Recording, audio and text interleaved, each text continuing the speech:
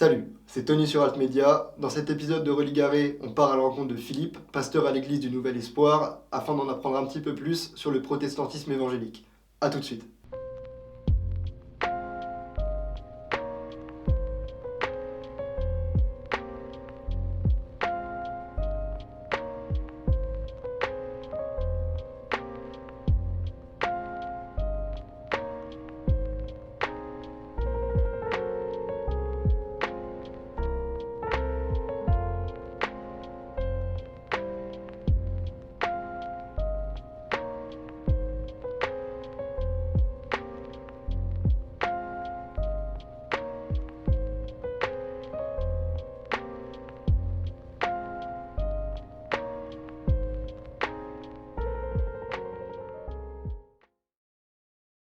Bonjour Philippe. Bonjour Tony. Alors pour commencer, je vais vous demander de vous présenter succinctement. Philippe, qui êtes-vous? D'où venez-vous? Alors, je m'appelle Philippe Galchier, j'ai grandi dans le sud de la France, et puis donc je suis marié avec deux petites filles. D'accord. Alors pourquoi et comment devenir pasteur? Alors, pourquoi devenir pasteur? Je crois que déjà c'est une vocation. D'être pasteur, j'étais agent immobilier, donc j'ai fait mes études normalement, et puis j'ai eu un BTS. Et après, c'est un appel qu'on reçoit dans le cœur, et on sait que c'est le moment de se lancer, c'est le moment d'y aller. Donc je suis tout simplement allé voir mon pasteur, je lui en ai parlé. Lui aussi, il avait senti que j'avais cet appel-là pour servir Dieu.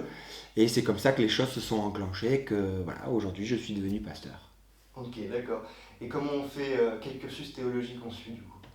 Alors, il y a plusieurs parcours. Certains vont en école biblique, d'autres ne vont pas en école biblique. Moi, par exemple, je ne suis pas allé en école biblique. Cependant, j'ai eu tout un suivi, et dans le cursus, on passe d'église en église, et c'est là où on apprend le ministère pastoral. On doit rendre un mémoire doctrinal pour savoir si au niveau de la doctrine on a tout bien compris.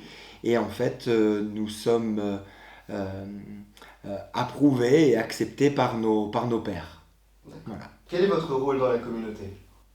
Alors, mon rôle, je suis pasteur de l'église principale, l'église Nouvel Espoir. C'est tout simplement de conduire tous les fidèles de la communauté. Donc là, aujourd'hui, nous en avons à peu près 300 fidèles. Et mon rôle, c'est bien plus que prêcher quelquefois, c'est de les conduire, c'est être disponible, c'est d'être un véritable pasteur pour les brebis, comme un berger pour ces brebis-là. Pour quel genre de situation êtes-vous généralement consulté dans la communauté? En général, ce sont des situations qui sont personnelles, des personnes qui veulent aller plus loin avec Dieu, des personnes qui veulent découvrir Dieu, des personnes qui ont des questions sur leur vie intime, et surtout, ils viennent nous voir pour savoir ce que dit la parole de Dieu, et qu'ils soient encouragés à marcher dans les voies de Dieu. Alors certains posent tout simplement des questions, donc voilà, et puis ça va plus loin, ils vont voir ailleurs, et voilà, chacun est libre, heureusement. Et puis d'autres veulent vraiment connaître le, la volonté de Dieu, et donc à chaque fois, quand il y a des rendez-vous, je prends une Bible, même des fois j'en ai plusieurs, et puis je vois avec eux ce que Dieu dit et ce que Dieu veut pour eux. Alors qu'est-ce que le pentecôtisme? Alors le pentecôtisme, c'est une longue histoire, une longue histoire. Dès le départ, c'est Jésus qui bâtit l'Église. Donc il est mort, il est ressuscité, mais vous en faites pas, je ne vais pas faire les 2000 ans. Donc c'est Jésus qui est mort, qui est ressuscité, c'est Jésus qui bâtit l'Église, et il y a les premiers disciples. Premiers disciples qui ont prêché la parole à travers le monde, et donc c'est devenu l'Église. Et puis il y a eu un schisme, je pense que vous le savez, hein, en 1517, il y a eu la réforme de Luther, même si avant il y avait des pré-réformateurs. Donc ils ont décidé de sortir de la tradition que l'Église avait mise en place, parce qu'ils s'appuyaient sur la Bible et sur les traditions, et le but de la réforme, c'était un retour finalement à la parole de Dieu. De là, il y a eu une branche du protestantisme, je passe tous les détails, les évangéliques. Et donc dans les évangéliques, il y a eu plusieurs des baptistes notamment, il y a eu des piétistes, je ne vais pas rentrer dans tous les détails. Et le pentecôtisme, c'est au début du XXe siècle, voilà, qu'il y a quelque chose de nouveau que l'on a entendu, que l'on a vu, des hommes et des femmes qui ont vécu ce qui a été vécu lors de la Pentecôte dans Acte 2. Donc, une expérience peu commune, c'est qu'ils ont été baptisés dans le Saint-Esprit, et ce baptême dans le Saint-Esprit les a amenés à parler dans de nouvelles langues. Donc, ça s'est passé le jour de la Pentecôte. Donc, on dit pentecôtistes, ceux qui vivent cette même expérience, donc d'être baptisés dans le Saint-Esprit et de parler dans de nouvelles langues. Alors, les nouvelles langues, c'est quoi? C'est tout simplement parler à Dieu, dire des choses mystérieuses à Dieu, mais certains disent qu'on rentre en transe. Il n'y a rien, il n'y a pas de transe, on arrive à se maîtriser, mais on parle dans des langues qui nous sont inconnues à Dieu, qui nous amènent dans une autre dimension spirituelle, dans des paroles de connaissance et tout ça, mais ça on pourra en parler. Et du coup, être pentecôtiste, est-ce que vous pensez que c'est peut-être avoir une relation plus privilégiée encore avec Dieu? Je pense plus forte. Plus forte parce que nous sommes sensibles, beaucoup plus sensibles à l'Esprit de Dieu. Ça ne fait pas de nous des personnes plus saintes ou plus, de meilleurs chrétiens, mais ça nous rapproche de Dieu, et il y a un contact privilégié, oui. Est-ce que vous pouvez me dire, selon vous, pourquoi il est important de se recentrer sur les évangiles et me parler un petit peu de l'importance du Saint-Esprit? Alors, se recentrer sur l'évangile, c'est, moi je dis l'évangile. Voilà, parce que vous avez Matthieu, Marc, Luc, Jean, mais ça nous parle de l'évangile, la bonne nouvelle. L'évangile veut dire la bonne nouvelle. Et la bonne nouvelle, c'est que Jésus est venu sur la terre. Avant, il y avait la loi de Dieu. En fait, il y a eu plusieurs périodes, il y a eu 3 périodes. Il y a eu la première période où il n'y avait pas de loi, où chacun faisait comme il faisait, comme il souhaitait, en fonction de sa conscience. Ensuite, il y a eu la période avec la loi, donc de Moïse jusqu'à Jésus, où là, Dieu a donné des centaines de commandements, mais des choses qui étaient impossibles à suivre. Et puis là, nous sommes dans la période de la grâce. Jésus est venu et il a apporté l'évangile, la bonne nouvelle, parce que l'on soit sans loi ou que l'on soit avec loi, on découvre une chose, c'est qu'il est impossible de se rapprocher de Dieu.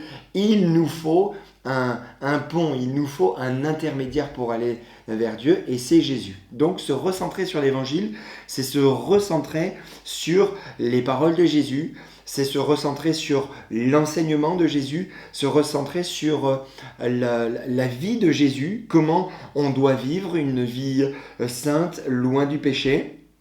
C'est également être encouragé à travers des miracles, parce que si Jésus a fait des miracles, c'est pas juste pour attirer du monde à lui.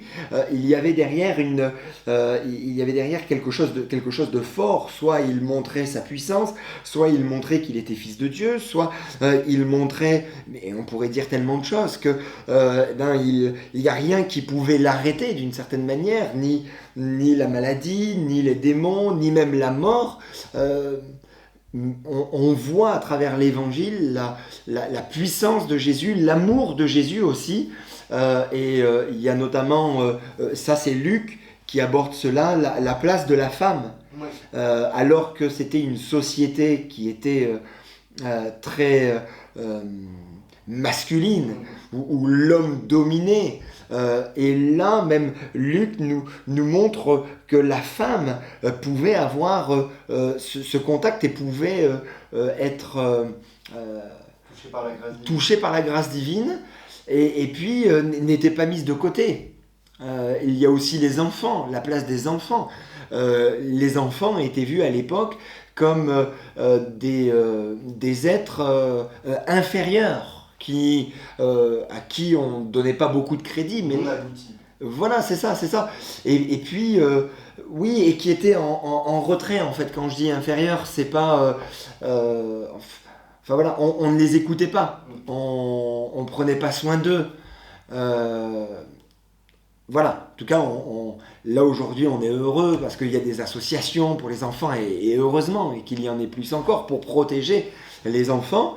Mais à l'époque, bon, bah voilà, c'était pas comme ça. Et Jésus a dit, par exemple, laissez venir à moi les petits-enfants, parce que le royaume de Dieu est également pour eux.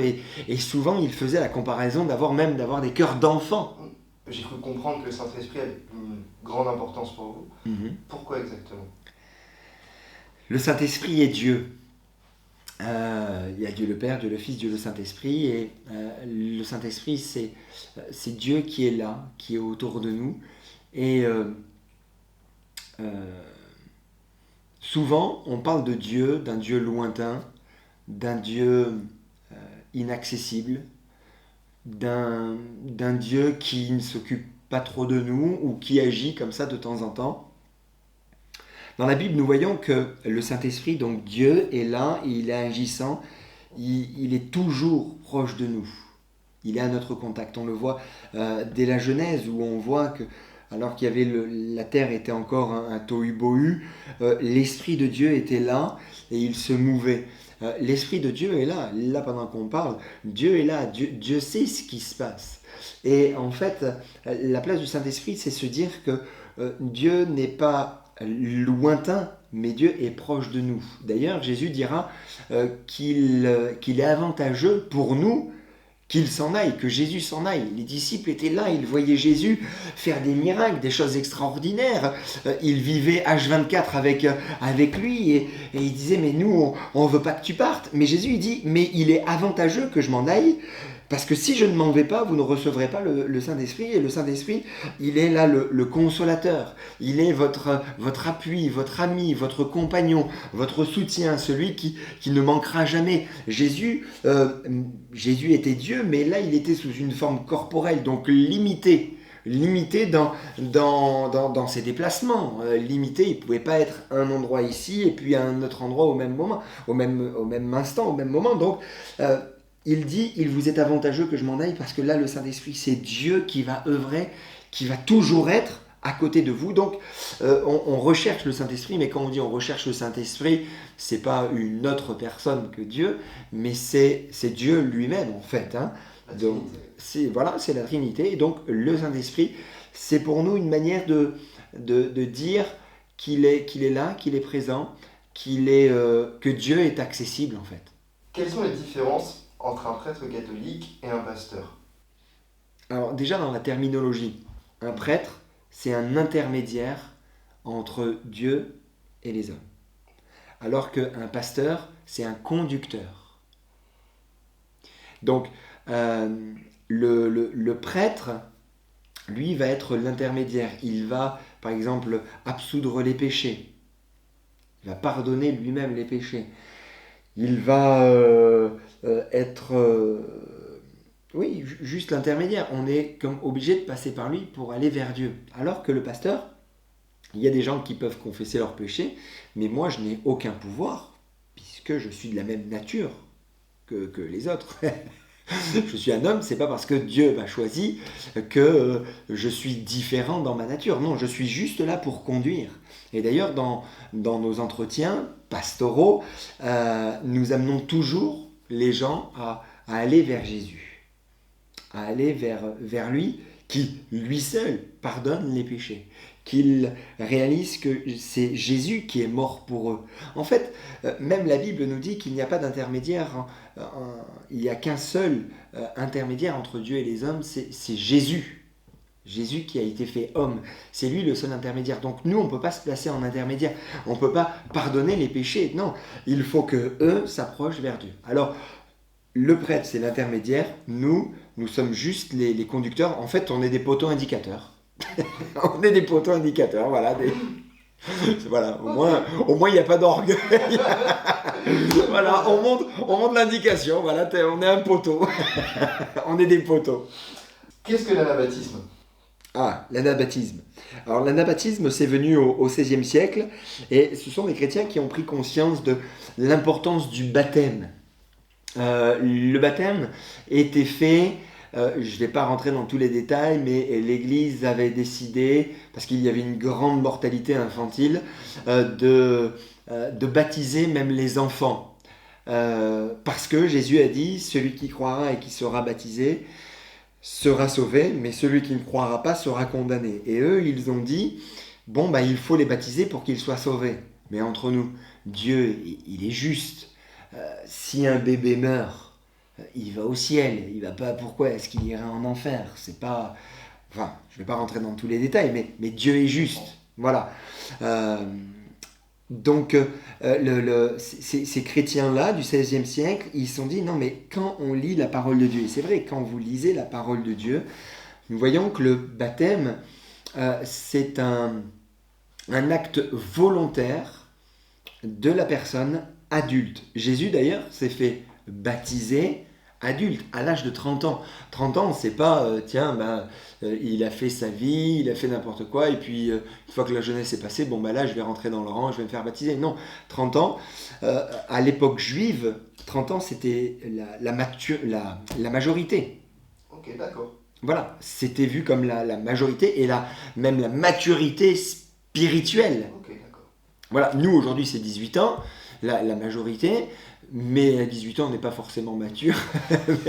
mais là, voilà, selon les juifs, la majorité, donc, c'était 30 ans. Et c'est pour ça qu'à 30 ans, libre du poids de la famille, c'est comme s'il disait, c'est de manière consciente et volontaire, adulte, que je m'engage par les eaux du baptême. Et quand nous lisons les Actes des Apôtres, qu'on aurait pu traduire par les actes du Saint-Esprit, parce que vous voyez tout au long de ce livre, le Saint-Esprit, nous voyons que ceux qui se font baptiser, ce sont des adultes à chaque fois, et des adultes par immersion. D'ailleurs, baptême, ça vient du mot grec baptizo, qui veut dire immerger. Donc, être entièrement immergé. Donc, ces chrétiens, ils se sont dit, mais voilà le baptême. Le baptême, c'est ça. D'ailleurs, nous, dans notre communauté, on baptise que des personnes adultes. J'ai pu constater. Oui. Alors, on n'attend pas qu'ils aient 30 ans. Je dirais même, pour certains, on n'attend pas qu'ils aient même 18 ans, mais il faut qu'ils soient conscients de ce qu'ils font. Dans la première épître de Pierre, il est écrit que quand on s'engage, c'est l'engagement, le baptême, c'est l'engagement d'une bonne conscience. Donc, on est conscient. Moi, étant enfant, n'étant pas de culture protestante, plutôt catholique, communiste, ça paraît peut-être fou, mais ils étaient communistes et catholiques. Enfin, okay. Le mélange un petit peu chelou. Bizarre, ouais. Mais j'ai été baptisé enfant. Moi, je m'en souviens pas. Et d'ailleurs, c'est pas un baptême comme on l'entend, puisque c'était juste quelques gouttes, sur le front. Mais voilà, enfin pour moi, ça n'avait rien changé. Alors pour eux, ils ont fait une super fête, il y avait la famille, très bien pour eux, tant mieux pour eux. D'ailleurs, toutes les photos, je suis en train de dormir, alors je n'ai pas vraiment profité de la fête. Mais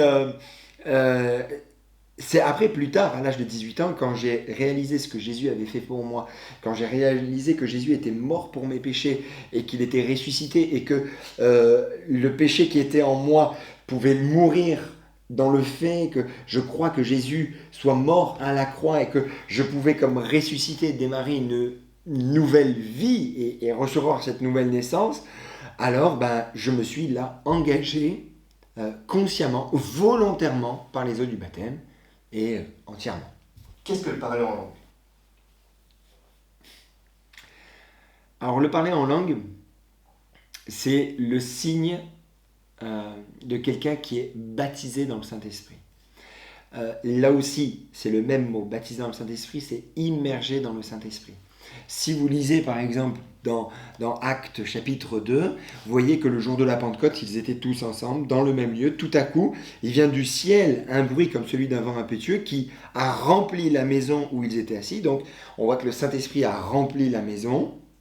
Ensuite, des langues semblables à des langues de feu leur apparurent, séparées les unes des autres, se posèrent sur chacun d'eux. Donc, des fois, il y a des personnes qui viennent à l'église et qui disent « Oh, j'ai senti quelque chose, je sens que dans cet endroit, il y a quelque chose. Et puis, j'ai senti sur moi quelque chose. » Ok, très bien. Donc ça, le Saint-Esprit fait cela. Et ensuite, ils furent tous remplis du Saint-Esprit et se mirent à parler dans notre langue. Et là, on voit que le Saint-Esprit est dans la pièce, sur eux et ensuite en eux. Et donc, parce qu'ils ont laissé le Saint-Esprit alors venir en eux, là, ils se sont mis à parler dans d'autres langues. Vous avez acte 2, vous avez plus tard acte 4, vous avez acte 8, vous avez acte 19, où à chaque fois, c'est la même expérience. On les entendait. On entendait qu'ils étaient baptisés dans le Saint-Esprit parce qu'ils parlaient dans d'autres langues. Une langue qu'ils ne connaissent pas, une langue qu'ils ne maîtrisent pas, qu'ils n'ont pas appris avant à l'école ou je ne sais quoi. Le parler en langue, c'est pas quelqu'un qui vient à l'église et qui d'un seul coup dit ah mais moi aussi je parle anglais. Non, c'est pas ça. C'est quelque chose de divin qui vient sur nous et qui oui nous aide à parler à Dieu, qui amène. Moi je le vois dans mon expérience et c'est l'expérience de beaucoup d'entre nous. On a l'impression que le ciel s'ouvre. On a l'impression d'être épaulé. On a la sensation, et c'est une réalité, d'être comme soutenu, accompagné. C'est le Saint-Esprit. Et il nous console. Et puis ça ouvre la porte aussi aux dons spirituels, ce qu'on appelle les dons spirituels, où quelquefois nous sommes divinement inspirés pour donner une parole de foi, une parole de sagesse, ou voir des miracles même autour de nous, des choses qui nous dépassent, qui sont surnaturelles et qui sont là, qui se font. Donc le parler en langue, on peut l'expliquer, après il faut le vivre. Comment la crise sanitaire impacte votre vie de croyant ? Alors là où on est impacté, et ce que je vois aussi avec les membres de la communauté, c'est le fait de ne pas venir à l'église comme on le faisait. En fait, c'est l'aspect surtout communautaire qui est un petit peu embêtante, parce que avant on faisait par exemple des réunions où on se tenait tous la main, des réunions où même quand on démarrait les cultes, on se disait bon bah allez dites-vous bonjour les uns aux autres, et alors tout le monde se prenait dans les bras et on se saluait, on mangeait des fois à la fin des cultes, on avait des petits moments là après les baptêmes où on faisait comme un apéritif, enfin c'est la fête, et c'est le fait d'être avec les uns, les autres, d'aller même dans les maisons, de faire des réunions de maison. Et ça, malheureusement, on ne le peut plus avec la situation sanitaire. Donc, en fait, ça nous impacte, ça nous touche dans notre vie communautaire. Après, dans notre vie de croyant, on encourage chaque croyant à avoir une communion personnelle avec Dieu. Donc là, il faut que tous cherchent Dieu de manière volontaire, intentionnels, et qui ne doivent pas attendre les réunions, les cultes pour vivre leur vie chrétienne. Non, ils doivent la vivre chez eux. Donc, on est impacté, oui, pour la dimension communautaire, mais pas au niveau de notre foi propre. Normalement, on ne devrait pas être touché. Êtes-vous en accord avec les mesures prises par le gouvernement ? Évidemment. De toute façon, on est d'accord avec tout ce qui est juste, et nous encore, les églises, nous sommes touchés, mais beaucoup moins que les stations de ski ou que les restaurants. Là, c'est un pan de l'économie qui est touché. C'est catastrophique pour eux. C'est dur pour eux. Donc, je comprends. Après... Je ne sais pas ce qui se passe, je ne sais pas comment évolue le virus, mais je leur fais confiance. On constate aujourd'hui en France une augmentation des dégradations d'édifices chrétiens, ainsi que de terribles attentats à l'encontre des chrétiens eux-mêmes. Comment abordez-vous ces tragiques événements ? Déjà, ce qu'il faut savoir, c'est que c'est la communauté chrétienne qui, au monde, est la plus persécutée. Et ça, ce sont des faits réels. Alors nous, on a le prisme occidental où nous sommes quand même préservés, gardés de beaucoup de choses. Mais dans de nombreux endroits du monde, on pense au Moyen-Orient, on pense en Corée du Nord, on pense à certains autres endroits dans le monde, aux Philippines notamment, où les chrétiens sont persécutés sans cesse. Alors qu'il y ait des dégradations, qu'il y ait des choses contre les chrétiens, malheureusement, c'est le lot de tous les chrétiens. Les chrétiens ont toujours été persécutés dans toute leur histoire. Bien sûr, les juifs ont vécu des choses, voilà, ont souffert énormément. Les chrétiens souffrent aussi énormément. Et puis, il y a de nombreux témoignages d'hommes et de femmes qui fuient leur pays qu'ils aiment parce qu'ils ne peuvent plus vivre leur foi.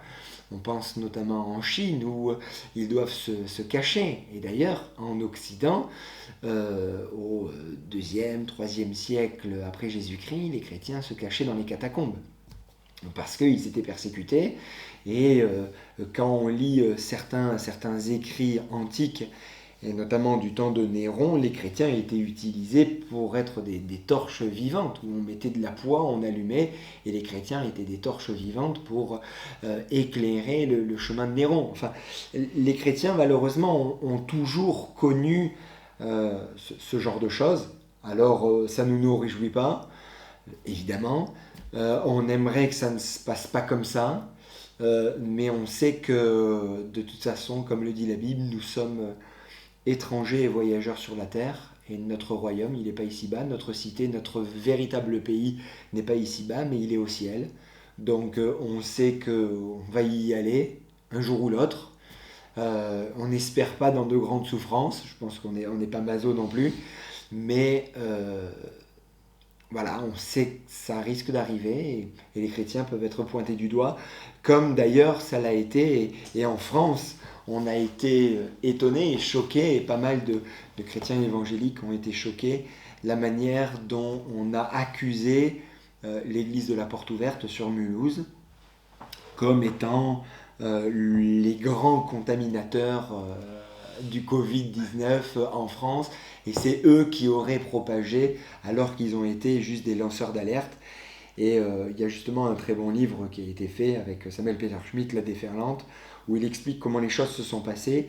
Mais ce qui nous a fait tilt en tant que Français, si là on revient sur notre territoire, c'est la réaction de la part de certains de nos compatriotes, une réaction très virulente et très dure à l'égard des évangéliques qui nous poussent finalement à prier pour eux.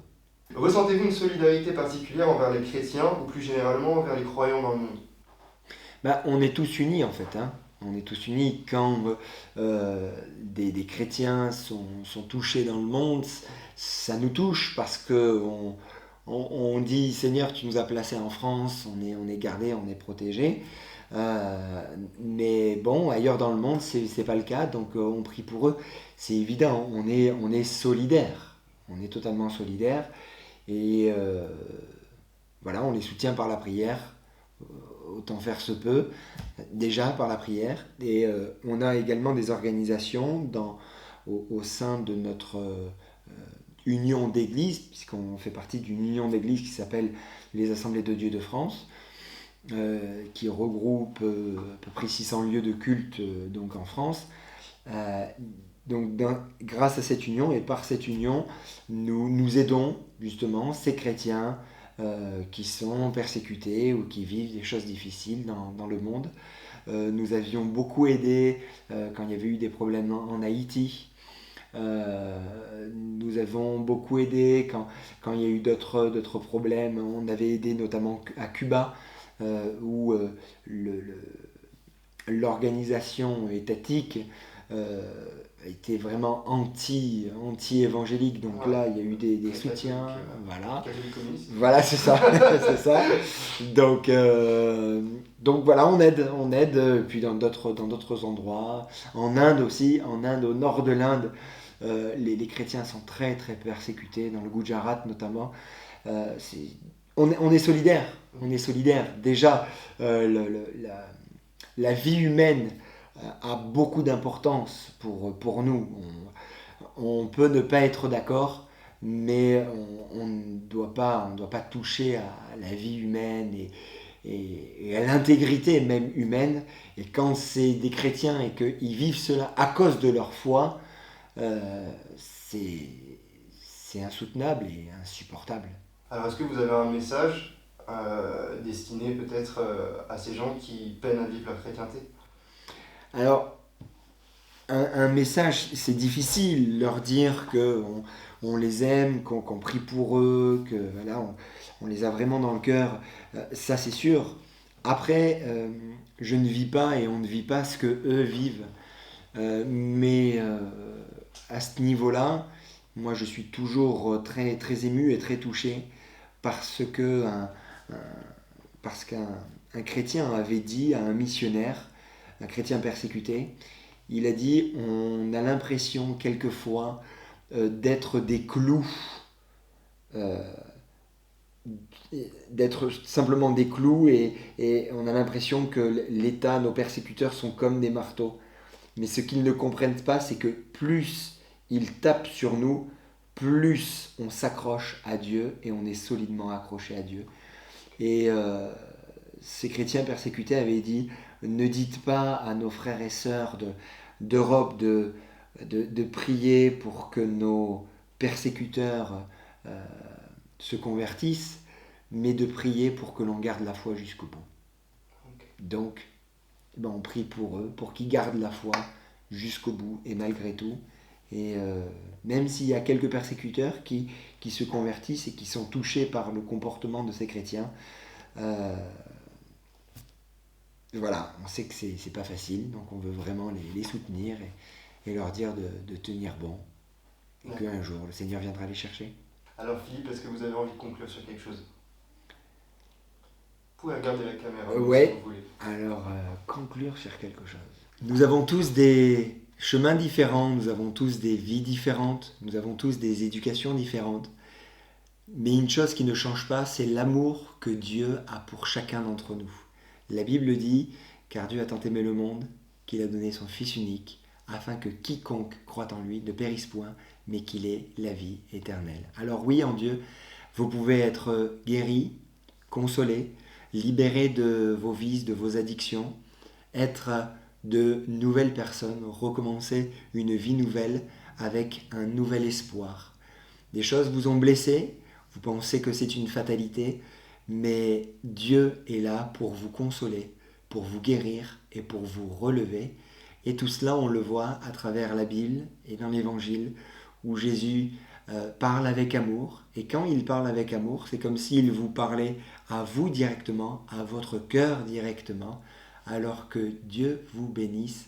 Cherchez-le vraiment de tout votre cœur, parce qu'il y a une promesse.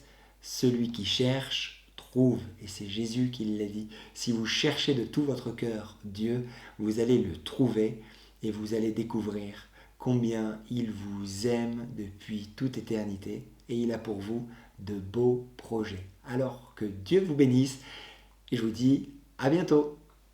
Ok, merci Philippe. Voilà. Au revoir.